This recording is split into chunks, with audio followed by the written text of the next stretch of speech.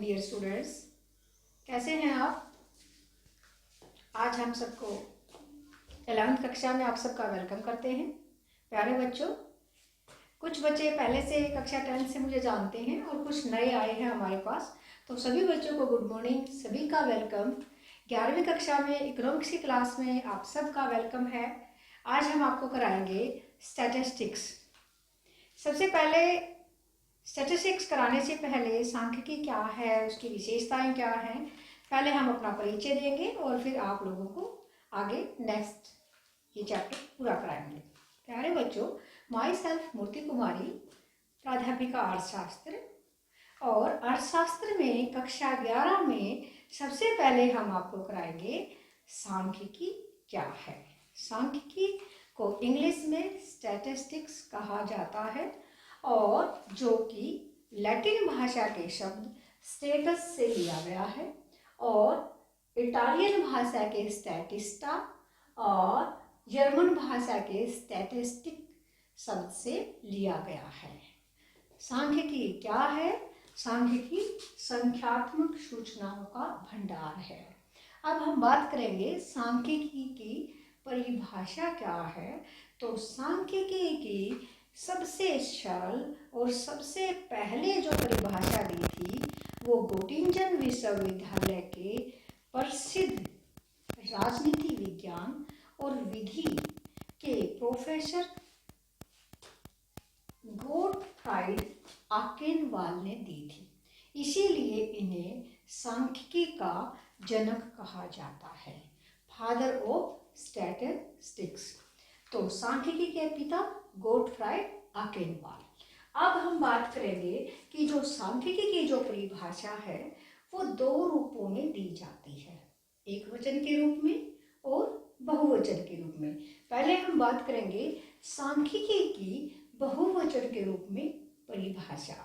बहुवचन के रूप में सांख्यिकी से अभिप्राय समंकों से है या आंकड़ों से है, यानी कि स्टैटिस्टिकल डेटा से है। जैसे राष्ट्रीय आय से संबंधित आंकड़े, जनसंख्या से संबंधित आंकड़े या विदेशी व्यापार से संबंधित आंकड़े, यानी कि कोई भी आंकड़े, किसी भी पर्टिकुलर किसी भी आइटम से संबंधित जो भी आंकड़े होते हैं उन्हें हम बहुवचन के रूप में सांख्यिकी की परिभाषा कहते हैं।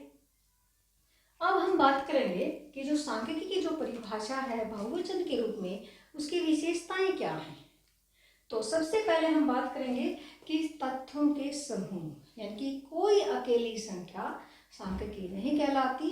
दो या दो से ज्यादा जो फैक्ट हैं या आंकड़े हैं वो सांख्यिकी कहलाती हैं।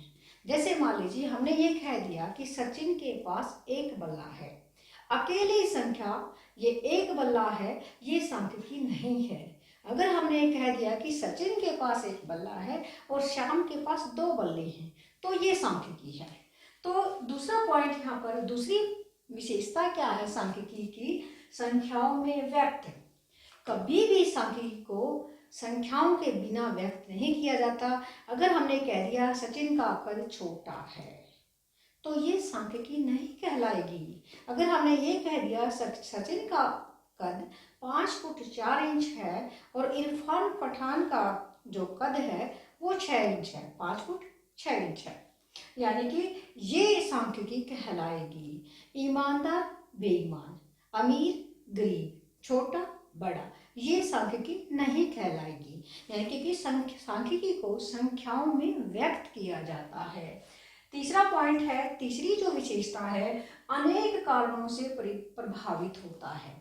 सांख्यिकी के अंदर किसी एक कारण से कोई चीज प्रभावित नहीं होती, क्योंकि अगर एक कारण से जो चीज प्रभावित होती है अगर हम उसको निकाल देंगे तो वो सामान्य हो जाएगी। जैसे मान लीजिए हम कहते हैं कीमतों में 20% की या 30% की वृद्धि हो गई है तो वो एक कारण नहीं होता।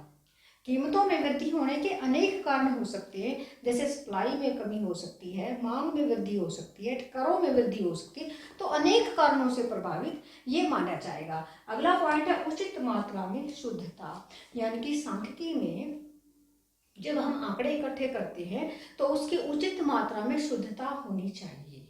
ये नहीं है कि हमने कहीं से भी कोई भी आंकड़े ले लिए, जो हमारा उद्देश्य है, उद्देश्य के अनुसार उसमें शुद्धता होनी चाहिए। अब हम बात करेंगे एक दूसरे से संबंधित रूप में होना, यानी कि ये नहीं है कि कुछ आंकड़े हमने आयु के ले लिए, कुछ लंबाई के ले लिए, कुछ वजन के ले लिए, नहीं। अगर हम आयु की बात कर रहे हैं तो तीनों में ही, यानी कि दो या दो से ज्यादा जो भी तुलना कर रहे हैं उन चीजों की, आयु में ही होगी। अगर आयु की बात कर रहे हैं, लंबाई की बात कर रहे हैं तो लंबाई, ऐसा नहीं है कि एक व्यक्ति की आयु 54 वर्ष है, दूसरे व्यक्ति की लंबाई 5 फुट 6 इंच है और तीसरे व्यक्ति का वजन 54 kg है।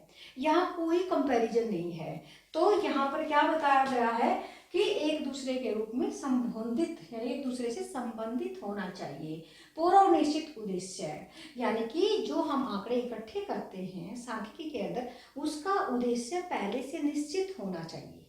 ये नहीं है कि हमें पता ही नहीं हम किस लिए आंकड़े इकट्ठे कर रहे हैं। अगर मान लीजिए आप किसी गरीब लोगों की बस्ती में जा रहे हैं तो आपका उद्देश्य होगा, या तो आप उनके सोशल वेलफेयर के लिए जा रहे हैं, या उनकी आर्थिक स्थिति के बारे में जा रहे हैं, या वहां पर ये पता करने के लिए जा रहे हैं कितने लोग बीमार हैं, कितने लोग नहीं हैं। यानी कि आपका एक उद्देश्य है आंकड़े इकट्ठे करने का, तो पहले से ही निश्चित होगा।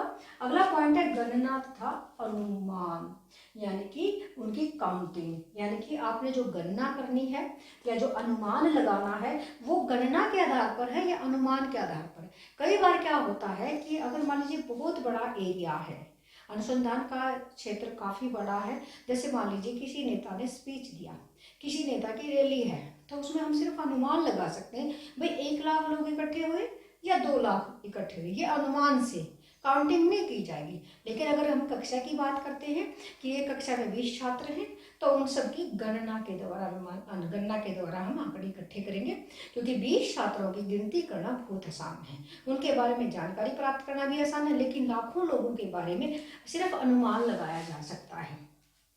व्यवस्थित रूप से संकलित, यानी कि यहाँ पर हम बात करेंगे कि जो भी आंकड़े हम इकट्ठे करते हैं उनके बारे में हमें पता होना चाहिए, भाई कक्षा क्या है, विषय क्या है, परिणाम क्या है, कुल अंक क्या है, यानी कि सही तरीके से अरेंजमेंट होना चाहिए। भाई ये नहीं है कि हमने कुछ भी आंकड़े इकट्ठे कर लिए, बच्चों ने टेस्ट दिया, इतने नंबर आ गए, लेकिन हमें ये पता होना चाहिए ये कौन सी कक्षा के हैं, किस विषय के हैं, टोटल मार्क्स कितने हैं और आय कितने हैं। तो सब चीज़ों की हमें व्यवस्थित रूप से जानकारी प्राप्त होनी चाहिए। तो ये तो थी आपकी बहुवचन के रूप में सांख्यिकी की विशेषताएं। अब हम बात करेंगे एक वचन के रूप में। अब एक वचन के रूप में जो है सांख्यिकी विधियां, आंकड़ों का या सांख्यिकी का एक वचन के रूप में जो परिभाषा है वो है सांख्यिकी विधियां, यानी कि स्टैटिस्टिकल मेथड्स। सांख्यिकी अध्ययन की विभिन्न विधियां हैं और वो क्या है, विभिन्न अवस्थाएं हैं। जैसे आंकड़ों का संकलन, सबसे पहले हम क्या करेंगे कि आंकड़ों को इकट्ठा करेंगे। पहली जो विधि है आंकड़ों को इकट्ठा करना, आंकड़ों को एकत्रित करना। इसको इकट्ठा करने की भी हमारे पास 2 विधियां हैं, सेंसस एंड सैंपलिंग, जनगणना विधि और निदर्शन विधि या प्रतिदर्श विधि। तो इस प्रकार से हमने इकट्ठा करना है। दूसरा पॉइंट हमारा है आंकड़ों का व्यवस्थितीकरण करना, आंकड़ों को अरेंज करना, आंकड़ों का अरेंजमेंट करना। किस प्रकार से, जैसे टैली बार के द्वारा है या भाई एरे के द्वारा है, मिलान रेखाएं खींच करके, टैली बार खींच करके हमने उसका व्यवस्थितीकरण करना है। तीसरा पॉइंट हमारा है आंकड़ों का प्रस्तुतिकरण। आंकड़ों का प्रस्तुतिकरण चाहे हम टेबल से, ग्राफ से या डायग्राम से, यानी कि तालिका बनाएंगे, ग्राफ बनाएंगे या चित्रों के द्वारा। चित्र भी जैसे कई प्रकार के हैं हमने बताएंगे, जैसे दंड आरेख हैं, पाई डायग्राम है, तो इस प्रकार से। अगला पॉइंट है आंकड़ों का विश्लेषण करना। कैसे, औसतों के रूप में या भाई कोरिलेशंस के रूप में, रिग्रेशंस के रूप में इनका विश्लेषण करना। फिर हम बात करेंगे आंकड़ों का निर्वचन करना। भाई जो भी औसत है, जो भी एवरेजेज है, परसेंटेज है, उनका विस्तार करना है। और विभिन्न आर्थिक चरों की ये जो विधियां हैं उनकी स्थिति के बारे में जानकारी करना है। तो ये सारे जो 5 पॉइंट हमने बताए हैं ये इसके मेथड्स हैं। सांख्यिकी की जो विधियां हैं ये एक वचन के रूप में है। तो आज हमने इतना ही कराना था कि भाई जैसे सांख्यिकी क्या है, सांख्यिकी के पिता कौन है? गोटफ्राइड आकेनवाल।